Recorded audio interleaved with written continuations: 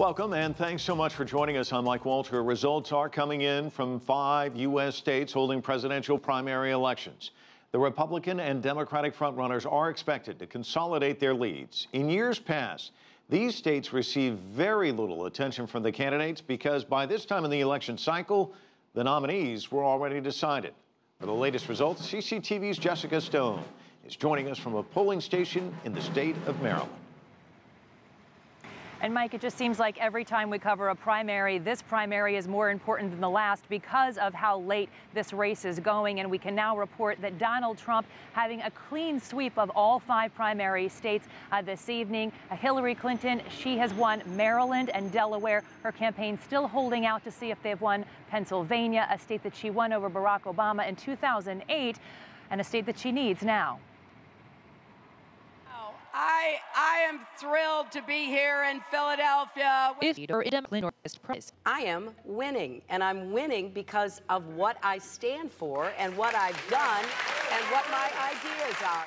Sanders is already fielding questions about whether he'll drop out of the race and throw his support behind Clinton should he lose. I do not accept that there is no path for us. Let's not count our chickens before they are hatched. Sanders' supporters aren't counting him out yet, but Democratic voters clearly want a party united behind one candidate come November. I would tell him not to answer that question until it's all over, because if he answers that, then people are just going to assume, all right, he already sees the end. I think he should. I think as a Democrat, he ought to support the party as long as his conscience seems to feel comfortable with that, which he seems to. I think mostly there are more things they agree on than disagree on. Maryland is the biggest prize for the Republicans, where record voter turnout for both parties is expected. It's a closer race, too, so I did feel like my vote did count a little bit more than it did last time.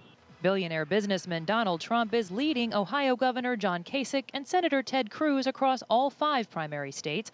A win for Trump completely blocks both Kasich and Cruz from the nomination. But Trump doesn't have a clear path either, and on Monday his opponents teamed up to slow his momentum even further. John Kasich has decided to pull out of Indiana to give us a head-to-head contest with Donald Trump. I don't see this as any big deal, other than the fact that I'm not going to spend resources in Indiana. He's not going to spend them in other places. So what?